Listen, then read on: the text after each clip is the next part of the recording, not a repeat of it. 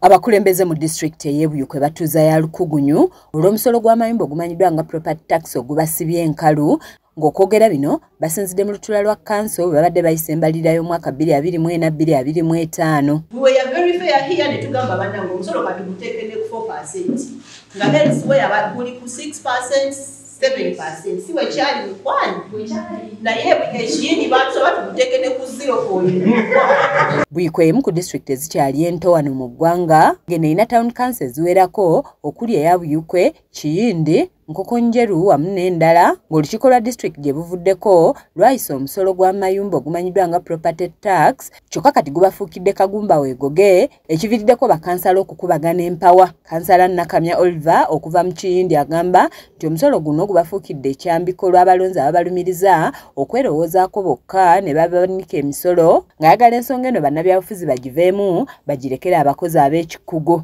Kakati nze nsaba ffe bannabyabufuzi ensonga eno tusooke tugiddeko wabbali tugirekere ba technicals bagende mu town councils mu bibuga basomese omusolo guno n'abantu bababuulire engeri gitya bwe bayinza okusasula omusolo guno nga budget ekoze eki ekendeddeko. Wabula ye Nakibirango Deborah okuva mu Lugazi Central Division kino akiwakanyizza ng'agamba nti bannabyabufuzi balina okukolera amu okusobola okujja omusolo ku bantu.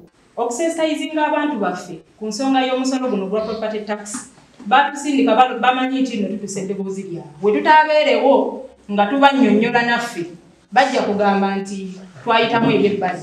So sensitization ng'egenda mu maaso n'abakulembeze ab'ebitundu ebyo babeerengawo era baweebwenga akakisa okunnyonnyola abantu baabwe kiki kye baayisa. Omukubiriza w'olukiiko Waswa George alabudde bakansala okukomya omuze gw'okwekyusiza mu kiti ng'embazzi nga bayisa ebiteeso kyokka bwe batuuka mu balonzi ne babyegaana.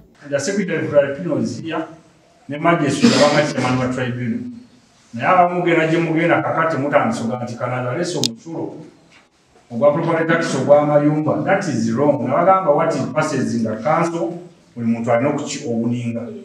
Ye ssentebe wa district eno Kanabi Jime agamba nti omusolo guno gwandisigadde mu town council gugibweyo mu magombolola. So kati tusaba ebeerenga resolution ya council tufuwadinga pipi yaffe mu parliament okulaba sub-counter decisions zibeere lifted ku property tax. Embalirira eyisiddwa ey'omwaka 2024-2025 yabumbye obusoba mu 51 ng'essira liteereddwa nnyo ku byanjigiriza ebyobulamu wamu n'enguudo. Tusa bajeti ya obuwumbi 51 mu obukadde 4 ne ssente zigwamu kulaba nga zigenda okutambuza emirimu mu mwaka w'ebyensimbi ogujja okulaba nga abantu ba disitulikiti y'Ebuyikwe bafuna obuweereza. Essira twitadde ku byobulamu ebyenjigiriza n'amakubo. Matias Sekanjako yakusakidde egguli erino ku lwa KSTV Agaleero.